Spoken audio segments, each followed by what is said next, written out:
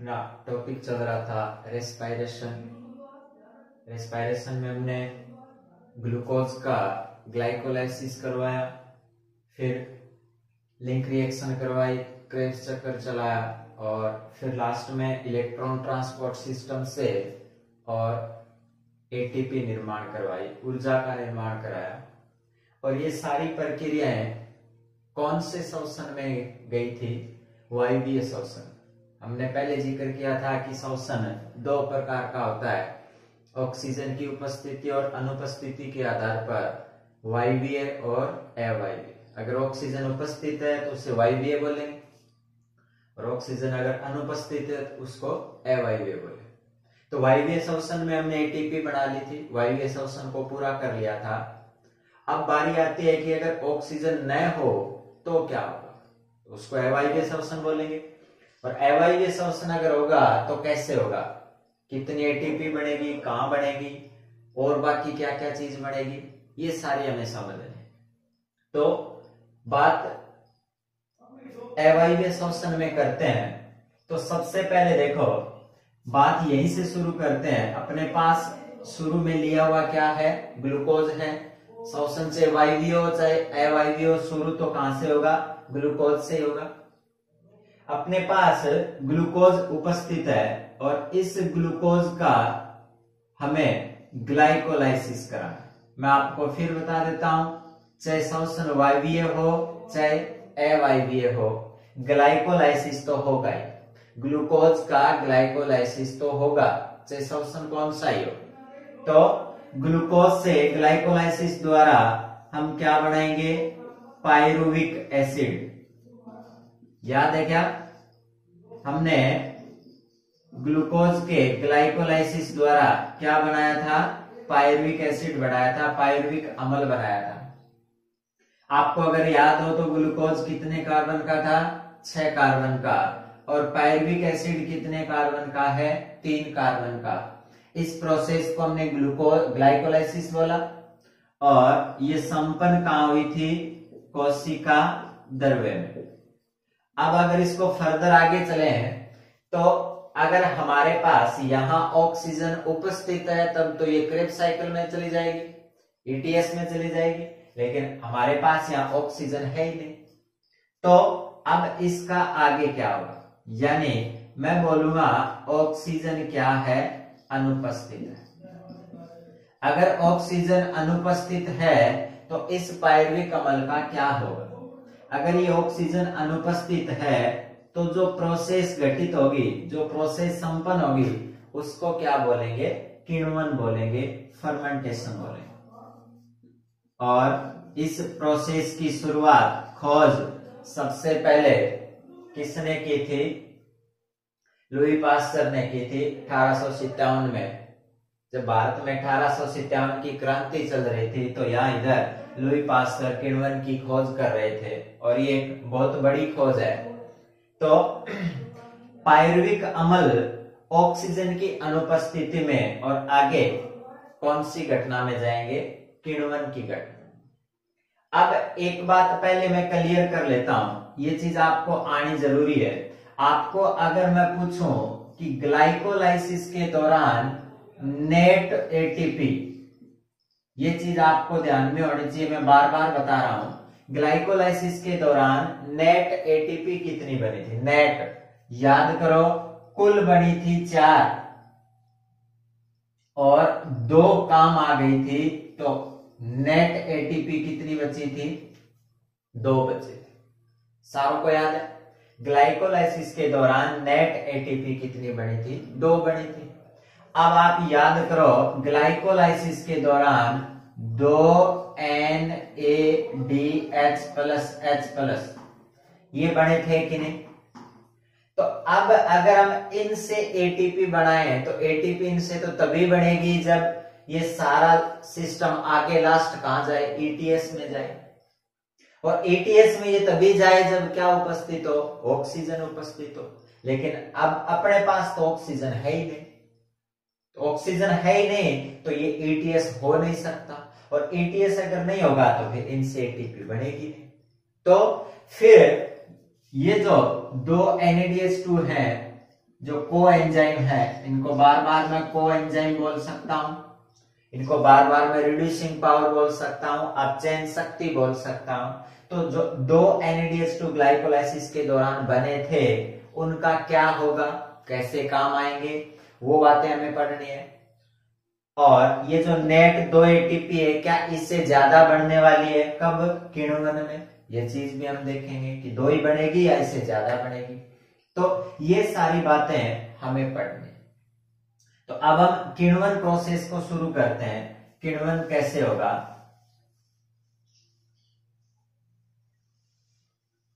ध्यान से पढ़ना है, अब प्रोसेस को शुरू करना है।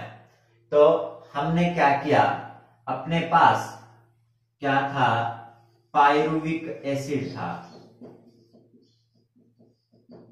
ओके।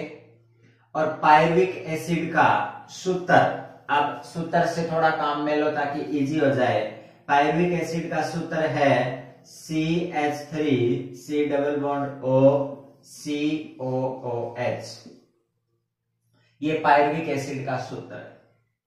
तो पायरुविक एसिड में देखो यहां सामने दिख रहा है कितने कार्बन है, 3 कार्बन, ओके। ये पायरुविक एसिड है। अब क्या होगा, इस पायरुविक एसिड को हमें क्या करवाना है, ऑक्सीजन की क्या है, अनुपस्थिति है, ओके। ऑक्सीजन है ही नहीं, ऑक्सीजन अनुपस्थित है तो घटना कौन सी होगी, किण्वन होगी। ये बात क्लियर है अपने। तो अब अगर ये किण्वन होगा तो ये पायरुविक एसिड आगे जाकर के क्या बनाएगा, अब ध्यान से समझना। अब हमें किण्वन को 2 तरीके से समझना है। 2 तरीके से कैसे, 2 तरीके से ऐसे कि किण्वन एक तो अपने शरीर में संपन्न हो सकता है, और एक उदाहरण हम और लेंगे, उसको हम बोलेंगे यीस्ट। ये कवक है, कवक की कोशिका है, ये एक कोशिकीय जीव होता है यीस्ट। और भी बहुत सारे उदाहरण है जिसमें अवायवीय श्वसन होता है। हमें यहाँ वो उदाहरण लेने हैं जहां अवायवीय श्वसन होगा। तो एक तो मैं उदाहरण ले रहा हूं कवक का, और एक उदाहरण मैं ले रहा हूं अपने शरीर में अवायवीय श्वसन कहां होता है, मानव पेशी कोशिका, कंकालीय पेशी हो सकती है ये ले ली मैंने, क्या, मानव पेशी कोशिका, ओके। अब क्या होगा, अपने पास पायरुविक एसिड प्रेजेंट है, 3 कार्बन का है, ऑक्सीजन की अनुपस्थिति है, किण्वन प्रोसेस कर रहे हैं। तो अब इस पायरुविक एसिड का क्या होगा, देखो अब मैं इस पायरुविक एसिड से आगे क्या बनाने जा रहा हूं, ध्यान से समझना। मैं बना रहा हूं CH3 CHOH COOH।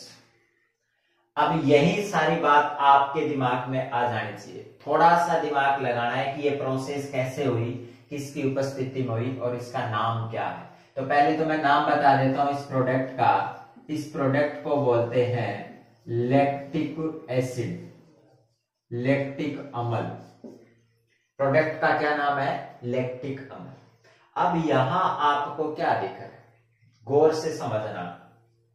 देखो यहां हाइड्रोजन गिनो पे, कार्बन तो 3 ही वहां है और 3 ही है, कार्बन में तो कोई कमी वैसी नहीं हुई।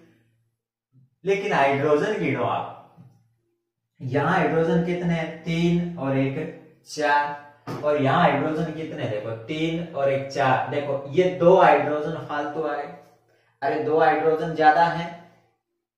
तो ये 2 हाइड्रोजन ज्यादा कहां से आया, यहां तो था ही नहीं, पायरुविक एसिड के पास तो 2 हाइड्रोजन थे ही नहीं ज्यादा, तो वो आगे कहां से, दिमाग लगाओ। तो थोड़ा सा दिमाग लगाना है कि ये कहां से है।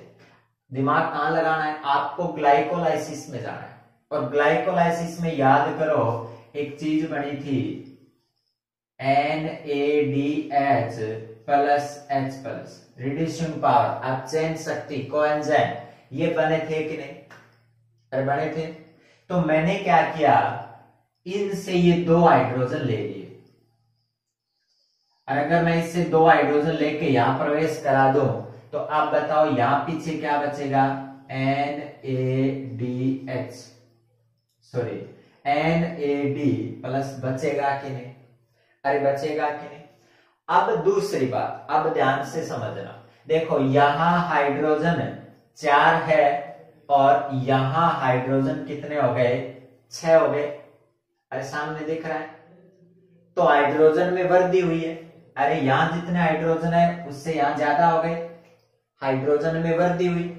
और हाइड्रोजन में वृद्धि होना, हाइड्रोजन का जुड़ना क्या कहलाएगा, अपचयन कहलाएगा कि नहीं। तो इसका मतलब क्या मैं बोल सकता हूं, लैक्टिक एसिड का निर्माण यहाँ अपचयन द्वारा हुआ है। अरे बोल सकता हूं कि नहीं। पायरुविक एसिड से क्या बना है, लैक्टिक एसिड बना। तो लैक्टिक एसिड का निर्माण किसके द्वारा हुआ है, अपचयन। अरे अपचयन हुआ है, सामने दिख रहा है, हाइड्रोजन में वृद्धि हुई है। और हाइड्रोजन में वृद्धि होना क्या कहलाता है, अपचयन कहलाता है। और यहां देखो, ये यहां 2 हाइड्रोजन थे और अब 2 हाइड्रोजन खत्म हो गए, कम हो गए। और हाइड्रोजन में कमी क्या कहलाती है, पता है क्या आपको, हाइड्रोजन में कमी क्या कहलाती है, ऑक्सीकरण। ठीक है, तो यहां ये प्रोसेस क्या कहलाएगी, ऑक्सीकरण कहलाएगी। और लैक्टिक अम्ल का निर्माण किसके द्वारा हुआ है, अपचयन के द्वारा। तो ये आपको थोड़ा सा पता चला कि लैक्टिक अम्ल कैसे बना, उसके हाइड्रोजन कहां से आए, लैक्टिक अम्ल क्यों बना, कौन सी चीज की जरूरत पड़ी हमें, और बन कहां रहा है, मानव की पेशी कोशिका में हम बनाने जा रहे हैं।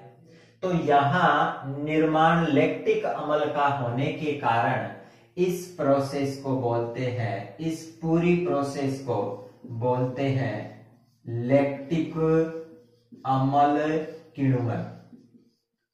लैक्टिक अम्ल किण्वन, ये किण्वन का पहला प्रकार हुआ। ओके, किण्वन का पहला प्रकार हो गया लैक्टिक अम्ल किण्वन। पायरुविक अम्ल से क्या बना है, लैक्टिक अम्ल बना अपचयन द्वारा। ओके, अब यहां अगर एंजाइम की मैं बात करूं तो ये एंजाइम हम बार बार यूज लेते आ रहे हैं, तो इसको आप डिहाइड्रोजनेज एंजाइम बोल सकते हैं। अगर यहां लिखो तो डिहाइड्रोजनेज एंजाइम बोल सकते हैं, लेकिन लिखने की हमें जरूरी नहीं है एक बार।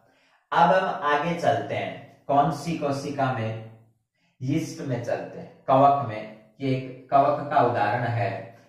तो अब यहां चलते हैं, क्या बनेगा, शुरू में अपने पास क्या है, पायरुविक एसिड है।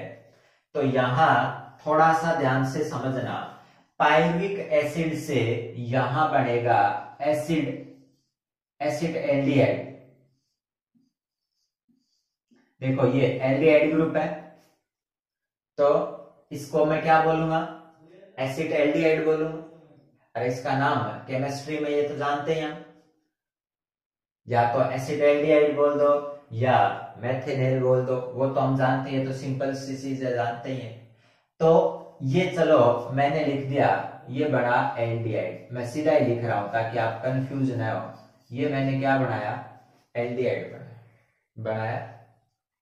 आप पहले तो आप गौर करो कि यहाँ कार्बन पायरुविक एसिड में कितने हैं, 3 है, और यहां कार्बन कितने हो गए, 2 हो गए।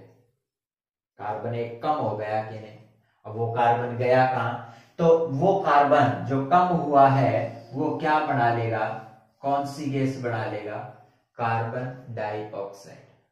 तो कार्बन डाइऑक्साइड बाहर निकल गई, डिकार्बोक्सिलेशन हो गया। तो अब एक कार्बन की कमी होने के बाद हमने एल्डिहाइड बना लिया। ये सारी घटना कहां हो रही है, यीस्ट नामक कवक में हो रही है। ये और जगह भी हो सकते हैं, जीवाणुओं में भी हो सकता है वायवीय श्वसन।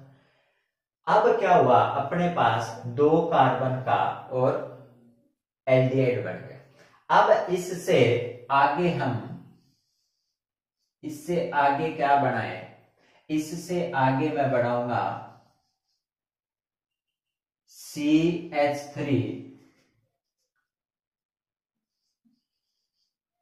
CH2OH। क्या आप बता सकते हो इसका नाम क्या है, इसको हम बोलेंगे एथेनॉल। क्या बोलेंगे? एथेनॉल बोलेंगे।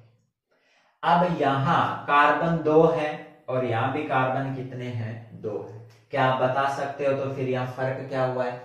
क्या कोई नई चीज बनी है? नई चीज तो हमें दिख रहा है एथेनॉल बना है, लेकिन यहाँ कम ज्यादा क्या हो रहा है? देखो बताओ मुझे। देखो यहाँ हाइड्रोजन, यहाँ तो 4 है और यहाँ देखो कितने हो गए? 3 और 2 5 और 1 6। कितने हाइड्रोजन बढ़ गए? 2 हाइड्रोजन। अब तो आपके दिमाग में आ जाना चाहिए कि ये 2 हाइड्रोजन कहां से आए। अब तो बताने की जरूरत ही नहीं।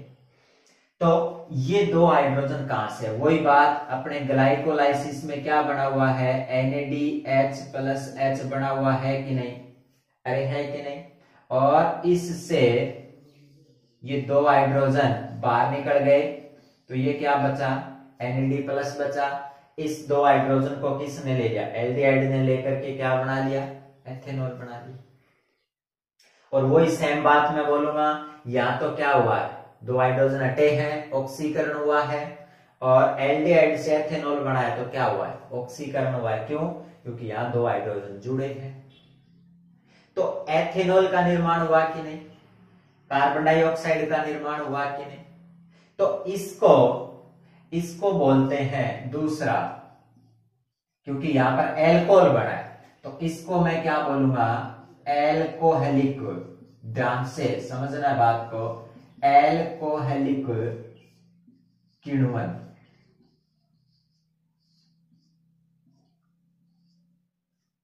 पहला तो क्या बोला था? लैक्टिक अम्ल किण्वन, और दूसरा मैं बोल रहा हूं एल्कोहलिक किण्वन। क्योंकि इसका एल्कोहलिक किण्वन नाम क्यों पड़ा? क्योंकि यहां पर बना क्या है? एल्कोहल बना, एथेनॉल बना। तो ये बात आपको यहां समझ में आई। ऑक्सीजन की अनुपस्थिति में पायरुविक एसिड क्या क्या बना सकता है।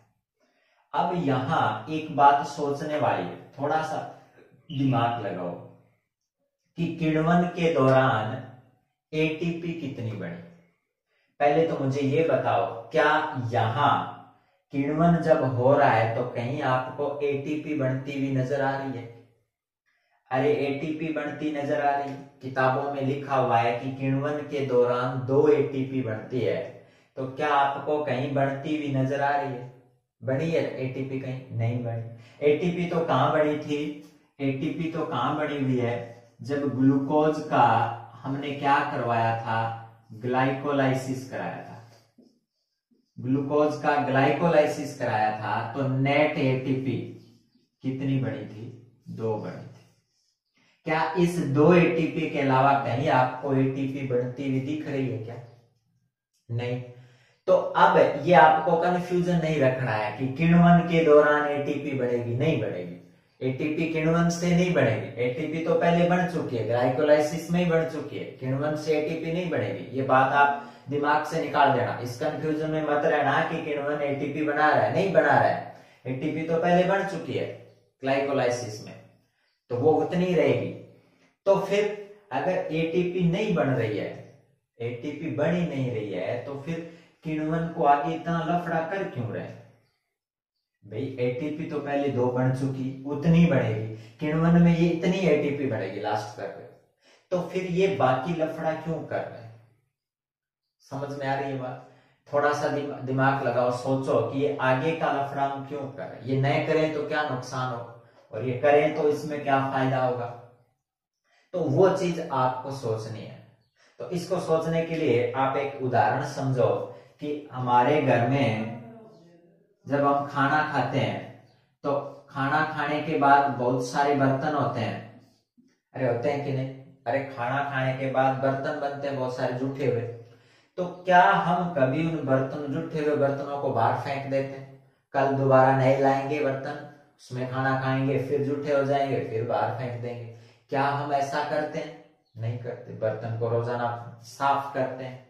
साफ क्यों करते हैं? ये बात सोचने वाली कि बर्तनों को साफ क्यों करते हैं? क्योंकि वो बर्तन अगले दिन काम आएंगे।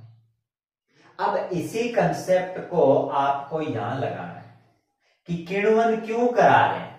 क्यों? देखो, जब हम ग्लाइकोलाइसिस कर रहे थे तो ग्लाइकोलाइसिस में आपको अगर याद हो, ग्लाइकोलाइसिस में अगर याद हो, तो 2NADH+